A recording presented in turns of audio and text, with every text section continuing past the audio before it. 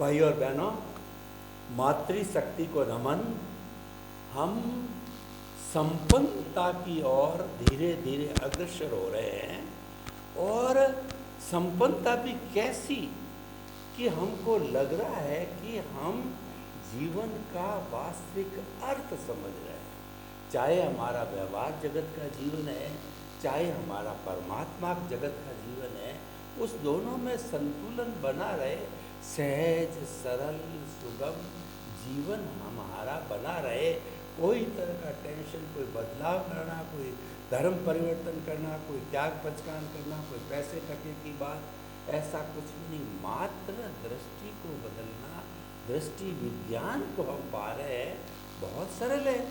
तो ऐसी सरलता का उपदेश देने वाले, बताने वाले स्वामी कमलेशानंद जी, हमारे प्रत्यक्ष ज्ञानी पुरुष स्वयं हाजिर है। आप सभी की तरफ से जय सच्चिदानंद, और बहुत बहुत आपकी प्रति कृतज्ञता ज्ञापित करता हूँ। स्वामी जी, व्यक्ति जन्म लेता है, बालक होता है, बच्चा होता है, युवा होता है, प्रौढ़ होता है, बूढ़ा होता है। जीवन के अंदर उसकी परिस्थितियाँ जो है, या कहना चाहिए बदलाव आता रहता है। ये प्रकृति का नियम है। संसार परिवर्तनशील है और अवस्था है, वो जाने के लिए आई है, विनाशी है। गीता भी यही कहती है, सब लोग समझते हैं, पढ़ते हैं। लेकिन होता क्या है कि जब प्रैक्टिकल बात आती है कि ऐसी परिस्थिति आवे जब हम संतुलित बने रहे, उस वक्त हम जो है फिसल जाते हैं। यानी कि जब टीका निकालने वाला आते हैं तो हम अपना जो है वो सिर दूर कर लेते हैं। जब भाग्य दरवाज़ा खटखटाता है तब हम दरवाज़ा खोलते नहीं हैं। सफलता जब हमारे द्वार आती है तब हम केयर ही नहीं करते, हाथ में पारसमणि होती है और हम कौवा उड़ाने के लिए काम लेते हैं। यानी व्यर्थ चीज़ को हम प्रायोरिटी दे देते हैं और जो सार्थक है उसको भूल जाते हैं। यानी ये हर क्षण बदलाव आता रहता है। तो कृपया बदलाव के समय हमारा ज्ञान दर्शन, हमारी दृष्टि और हमारा अभ्यास, practice makes a man perfect, उस समय में हम कैसे परफेक्ट बने रहे। और भूल हो गई तुरंत हम स्थिर हो गए दोनों जगत में, चाहे बाहर का हो चाहे भीतर का हो। कृपया नुस्खा दीजिए, क्योंकि मूल बात है। सारी बातें हमने समझ ली, लेकिन प्रैक्टिस कराने की दृष्टि से हम आपसे जो है वो आशीर्वाद मांग रहे हैं। हमको प्रैक्टिस कराइए इसके लिए। प्रश्न के लिए धन्यवाद। बहुत बात सरल है। अगर हम अपनी दृष्टि को सनातन सत्य जो है, कुदरत, कुदरत का कानून और कुदरती रचना, उस कुदरत, कुदरती कानून और कुदरती रचना की आधार से हम अपनी दृष्टि से उपयोग करते करते ये दृष्टि अगर हम परिपक्व करते हैं और वो दृष्टि हमारी उस रूप करने का प्रयास करते हैं। उस रूप का मतलब होता है, अगर हमने चश्मा के ग्लास लाल कलर का बना दिया तो दुनिया को लाल बनाने की जरूरत नहीं, लाल हो गई। तो प्रश्न दुनिया कैसी है वो नहीं है, हमारी दृष्टि जैसी है वैसी दुनिया दिखेगी। चश्मा का ग्लास का मतलब हमारी दृष्टि। अगर हमारी दृष्टि में हमारे मन वचन काया और विश्व के कोई भी व्यक्ति के मन वचन काया, चाहे परिवार में, चाहे मित्र में, चाहे फ्रेंड्स, रिलेटिव्स, नेबर, बिजनेस या समाज में या राष्ट्र में या विश्व में, जहाँ भी हम जाते हैं, सभी व्यक्तियों का अगर मन वचन काया, हम कुदरती रचना देखने की प्रैक्टिस में लग गए तो समझ लेना आपका 75% काम खत्म हो गया। यानी अगर आप सभी अवस्थाओं को मन की, वचन की, काया की अवस्थाओं को, आपकी या दुनिया की कोई भी व्यक्ति की अवस्थाओं को अगर कुदरती रचना देखोगे तो आपको बेनिफिट क्या हुआ, बेनिफिट क्या होगा? तो कि कुदरती रचना देखने से कोई व्यक्ति कुछ करता है या मैं भी करता हूं वो नहीं रहेगा। कोई व्यक्ति कुछ चीज का मालिक है या मैं मालिक हूं वो भी नहीं रहेगा। कोई व्यक्ति किसी को मान देता है, अपमान देते हैं मेरे या दूसरे को, वो भी नहीं रहेगा। क्योंकि मन वचन काया उनकी अवस्था और 5 ज्ञानेंद्रियों से अनुभव में आती पूरी सृष्टि की सभी रचनाएं और सभी जीवों की अवस्थाएं मात्र कुदरती रचना है। तो कुदरती रचना है और कुदरती रचना देखते हैं तब तो आपको गलती है ही नहीं। फिर राग द्वेष होने की कहाँ संभावना है? फिर मालिकी भाव कर्ता भाव होने की कहाँ संभावना है? फिर मैंने सुख दुख की भुगतान किया या सामने वाले ने किया, वो भी सब्जेक्ट नहीं रहेगा। और ये सब्जेक्ट जब खत्म होगा, कुदरती कानून और कुदरती रचना से जब ये सब्जेक्ट की इम्पोर्टेंस, जन्म से मौत तक की सभी अवस्थाओं की इम्पोर्टेंस जब खत्म होगी, खत्म का मतलब होता है उसकी हमारी दृष्टि में यानी ज्ञान दर्शन में वैल्यू नहीं रहेगी। तब अपने आप आदि व्याधि उपाधि में समाधि रहेगी। कुछ पाना कुछ खोना वो तो रहेगा ही नहीं। और जन्म जीवन मृत्यु वो हमारा सब्जेक्ट नहीं रहेगा। अभी तक क्या हो चुका है, अभी क्या हो रहा है और भविष्य में क्या होगा वो भी हमको सोचने की जरूरत नहीं है। और जब कुछ पाना खोना नहीं है तो फिर डीप में जाने की क्या जरूरत है? जो भी संजोग देगा वो कुदरत देगा और उसमें से कुछ प्रकृति को देना है या लेना है तो कुदरती करेगी। और कुदरत प्रकृति के साथ बिहेव करती है, हमारे साथ नहीं करती है। तो हम तो सभी अवस्थाओं को कुदरती रचना देखते हैं। तो अगर ये देखेंगे तो फिर राग द्वेष कैसे रहेगा, रिलेटिव सत्य की वैल्यू कैसे रहेगी? और अगर वो नहीं रहेगी तभी सनातन सत्य की वैल्यू समझ में आएगी। और सनातन में भी कुदरती कानून और कुदरती रचना तो सनातन है, मगर जो चेतन सनातन सत्य रूप आत्मा है वो भी सनातन सत्य है। चेतन अविनाशी और अनुशक्ति वाला आत्मा भी चेतन रूप में सनातन सत्य है। जब ये सब अवस्थाएं रिलेटिव सत्य समझ में आएगी, कुदरती रचना समझ में आएगी, तब आपको सनातन सत्य की वैल्यू समझ में आएगी। और जब सनातन सत्य की वैल्यू समझ में आएगी और रिलेटिव सत्य की वैल्यू आपकी दृष्टि में कुदरती रचना देखते देखते जब जीरो हो जाएगी, स्लोली बट साउंडली, तब आपको आत्मा की वैल्यू धीरे धीरे समझने में, अनुभव में, वैल्यू में वर्तमान रहेगी। और यही मुक्ति का मार्ग है। फिर आपका सामाजिक जीवन है, धार्मिक जीवन है, वो कोई सब्जेक्ट ही नहीं है, क्योंकि वो भी कुदरती रचना ही है। और इसीलिए मेरे को कोई व्यवहारिक जीवन में ये करना है, ये नहीं करना है, वो भी आध्यात्म विज्ञान का विषय नहीं है।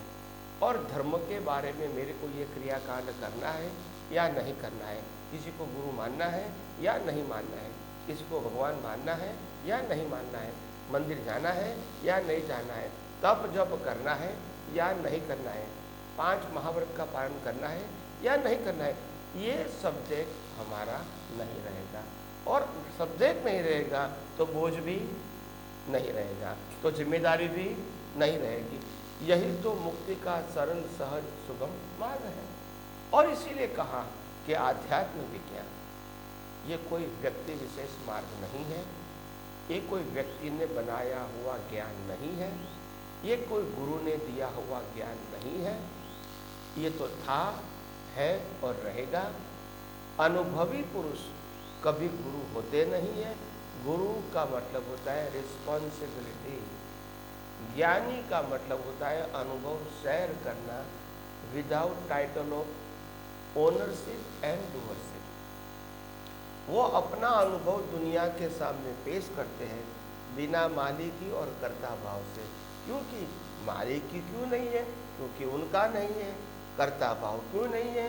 क्योंकि प्रकृति कर रही है। वो कर रहे, उनके शुद्धात्मा नहीं कर रहे हैं। तो मालिकी भाव कर्ता भाव की जरूरत नहीं है। फिर भी आप सब लोगों को लाभ हो रहा है, तो ये लाभ से अगर रिस्पेक्ट करना है तो प्रकृति का करना है, उनके शुद्धात्मा का करना नहीं है। शुद्धात्मा तो आपका और उनका दोनों का इक्वल था, इक्वल है और इक्वल ही रहेगा। उसमें कोई छोटा बड़ा नहीं है। जो छोटा बड़ा अंतर जो है वो ज्ञान दर्शन और अनुभूति में ही है।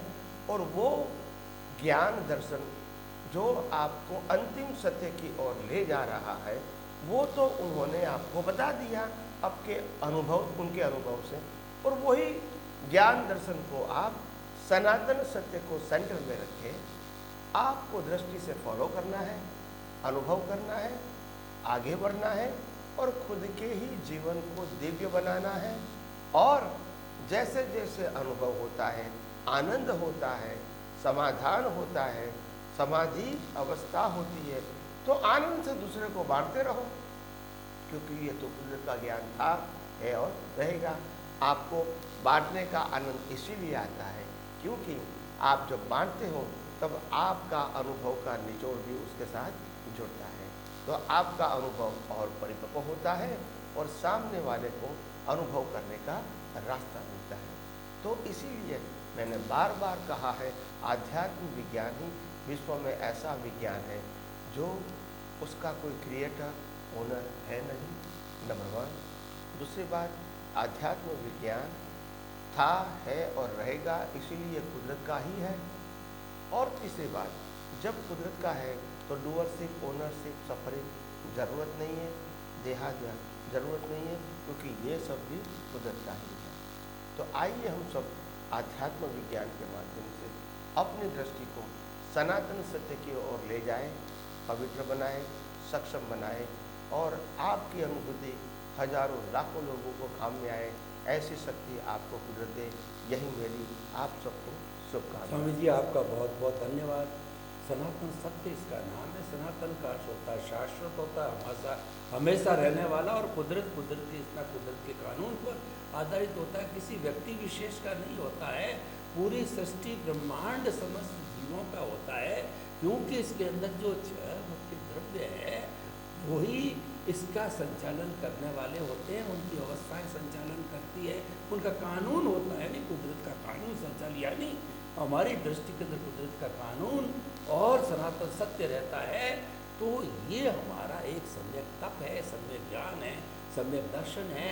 और ये हमारी गीता है, कुरान है, बाइबिल है, हमारा त्रिपिटक है और हमारे आगम है। ये सब चीज़ों का निचोड़ इसके, यानी ये मुक्ति का मार्ग है सनातन सत्य। तो आपने बहुत सुंदर दिया। और देखिए, प्रकृति और पुरुष को अलग अलग रखने का जो अगर सबसे बड़ा सरल तरीका है वह अध्यात्म विज्ञान का है। क्योंकि आपकी दृष्टि के अंदर वैल्यू जो है वो आपके सनातन की वैल्यू आनी चाहिए, चाहे वो आत्मा रूपी सनातन है, चाहे कुदरती कानून रूपी सनातन है। वो सेंटर में जब रहती है तो हमारा जो परिणाम है वो तो अपने हिसाब से चल रहा, वो कौन हो जाता है। प्रकृति पुरुष अलग रहते, अपना अपना अलग अलग काम करते रहो। और करते करते जब संपूर्ण रूप से प्रकृति समाप्त हो जाएगी तो मुक्ति का मार्ग आपके लिए तैयार है। तो स्वामी जी, आपका बहुत बहुत धन्यवाद, साधुवाद और कृतज्ञता। स्वामी जी, अध्यात्म विज्ञान का उपदेश सुनते सुनते हमारी बहुत सी बातें परिपक्व हो गई। अब प्रश्न ये है कि ये लंबे समय तक समाज में कैसे बने रहे। आप की अपनी सीमा है, आप बताते हैं देश में जाते हैं, विदेश में जाते हैं, कल आपको 100 वर्ष भी पूरे हो जाएंगे। और जो है वो ये सनातन सत्य सनातन बना रहे, तो एक नहीं हमको हजारों कमलेश आनंद जी बनाने हैं। तो उसके लिए आपने एक बार कि मुझे 1000 साइंटिस्ट बनाने हैं, तो वो साइंटिस्ट क्या होते हैं, वो साइंटिस्ट कौन बनाएगा, और उन साइंटिस्ट को जो है कौन प्रशिक्षण देगा, और उसके बारे में आपकी क्या प्लानिंग है, कृपया इसको खोल करके बताइए। क्योंकि हमने सिद्धांत को जाना, उसके सब मेरिट डीमेरिट को जाना, लेकिन ये आगे किस विधि से चले, कौन चलाए, उसकी क्या व्यवस्था है, कृपया बताइए। प्रश्न के लिए धन्यवाद। जब से ये विज्ञान प्रकट हुआ, खुला हुआ, लोगों के सामने बताने का एक कुदरत ने मौका दिया, धीरे धीरे लोग इसको स्वीकारने भी लगे, और स्वीकारने के बाद अनुभव भी करने लगे। देश में विदेश में आज हजारों लोग ये विज्ञान को पाकर अपने जीवन को धन्य मानते हैं, और ये विज्ञान दूसरे को बताने की अपने लेवल से कोशिश भी करते हैं। मेरे जीवन की ये ख्वाहिश है कि विज्ञान व्यक्ति विशेष न बनकर हजारों लाखों करोड़ों लोगों को विज्ञान समझने के लिए, उसका उपयोग करके अनुभव करने के लिए काम में आए, और वो सदियों तक चलता रहे। ये हमारी एक भावना है, और भावना के तहत मैं अपने जीवन में मैंने एक लक्ष्य रखा है। अगर मेरे को कुदरत साथ देगी तो मैं 1000 साइंटिस्टों को तैयार करके आगे जाऊंगा। ऐसा मेरा लक्ष्य है, ऐसा मेरा निश्चय है, और इसके लिए मैं प्रयास कर ही रहा हूँ। अभी तक 5 सेशन हो गए हैं, और करीब करीब 250 साइंटिस्ट ने ये विज्ञान समझ लिया है, और वो सर्टिफाइड हो चुके हैं। सभी साइंटिस्टों को सर्टिफिकेट समय समय पे दिया जाता है, और वो सर्टिफिकेट के आधार से वो ऑथोराइज हो जाते हैं ऑफिशियली, और वो बताने के लिए वो सक्षम भी हो जाते हैं। अभी वो इस सर्टिफिकेट पाने के बाद भी अपने संजोगों के मुताबिक वो कितना ये आध्यात्म विज्ञान दूसरे को बताने की कोशिश करता है, वो संजोगाधीन है, उसमें हम पढ़ते नहीं हैं। मगर उनकी जो भावना है कि मेरे को विज्ञान को सबको बांटना है, अगर कुदरत मेरे को संजोग देंगी तो मैं ज़रूर प्रयत्न या प्रयास करूँगा। अच्छी बात है। और ऐसे अभी तक 250 साइंटिस्ट बन चुके हैं, और धीरे धीरे करके 50-50 के लॉट में हम साइंटिस्टों को बनाते हैं, इनको सर्टिफिकेट देते हैं। इनकी प्रत्यक्ष क्लास ज़्यादातर मैं ही लेता हूँ, फिर डिपेंड ऑन संजोग मैं क्योंकि बिजी रहता हूँ, तो कभी हमारे जो सीनियर साइंटिस्ट हैं वो भी उसको समझाने की कोशिश करते हैं। हमारे आध्यात्मिक विज्ञान में एक बात सरल है, क्योंकि सिद्धांत एक ही है और वो कुदरत का है, इसीलिए मेरा है, वो सब्जेक्ट नहीं है। तो अगर आपको समझ में आता है तो आप भी बता सकते हैं। ये कोई मेरा विज्ञान से सिद्धांत तो है ही नहीं, मैंने अनुभव करके एक्सप्लेन किया है, और आपको वही सनातन सत्य को अनुभव करना है और दूसरे को बांटना है। इसलिए मेरी कोई चीज़ बांटना है ऐसा सब्जेक्ट नहीं है। इसीलिए यहाँ मेरी आज्ञा है तो ही बता सकते हैं। ये सब्जेक्ट धर्म में हो सकते हैं, आध्यात्म में नहीं है। दूसरी बात, यहाँ विज्ञान किसी की मालिकी का नहीं है, तो किसी को समझने में और बताने में किसी की परमिशन की भी जरूरत नहीं है। तीसरी बात, जब आपको ये विज्ञान प्राप्त हो जाता है और जब आपको सर्टिफिकेट भी मिल जाता है एज अ स्पिरिचुअल साइंटिस्ट, जैसे मेरा स्टेटस है स्पिरिचुअल साइंटिस्ट, और अगर मैंने आपको साइंटिस्ट बना दिया तो आपका स्टेटस वही रहेगा स्पिरिचुअल साइंटिस्ट। इसमें असिस्टेंट स्पिरिचुअल साइंटिस्ट ऐसा वर्ड नहीं आएगा, यानी लेवल एक ही रहेगा, भले ही अनुभूति अलग अलग है, मगर आपको वही प्रिंसिपल बताना है जो सनातन सत्य है। मेरा है वो नहीं, सनातन सत्य है वो बताना है। तो इसीलिए आगे आगे हम ये विज्ञान बांटने के लिए, हजारों लाखों लोगों के सामने पहुंचाने के लिए जो ऐसे ऐसे सेमिनार लेंगे और इसके अंदर 50-50 के ग्रुप में हम साइंटिस्ट को तैयार करेंगे। लोग साइंस समझेंगे भी और बांटने का वो प्रयास भी करेंगे। तो इसीलिए हम भी आध्यात्म मार्ग के अंदर खूब बड़ी सोच रख के जीते हैं। यानी लोगों को ये सोचने की ज़रूरत नहीं है कि अगर कल स्वामी जी नहीं रहे तो क्या होगा। मैं वचन देता हूँ आप सबको कि मैं जब भी जाऊँगा तो कम से कम 1000 साइंटिस्टों को, सर्टिफाइड साइंटिस्टों को यहाँ छोड़ के जाऊँगा, जिसके आधार से ये साइंस जिंदा रहेगा और साइंटिस्ट भी जिंदा रहेंगे और साइंस और साइंटिस्ट बनाने की और बांटने की प्रक्रिया भी जिंदी रहेगी। स्वामी जी आपका बहुत बहुत धन्यवाद। आपका मिशन बहुत विश्वव्यापी है, मिशन सनातन सत्य पर आधारित है। आपकी भावना बहुत सुंदर है और आपने बताया कि सनातन सत्य किसी का नहीं है, तो सारी दुनिया का है, सबका है, कुदरत का है। न कोई तेरा है, न कोई मेरा है, न कोई गुरु शिष्य की परंपरा है। ये तो मात्र सनातन सत्य में विश्वास दृढ़ करके, अनुभूति करके लोगों को बांटना है और आप बांट रहे हैं। और आपने भरोसा दिलाया कि लक्ष्य की मैं अवश्य ही पूर्ति करूँगा। और हम भी भावना बातें हैं स्वामी जी, आपका ये लक्ष्य जल्दी से जल्दी पूरा हो। तो समस्त श्रोताओं की तरफ से आपको धन्यवाद, साधुवाद और कृतज्ञता आपके प्रति। स्वामी जी जय सच्चिदानंद। जय सच्चिदानंद।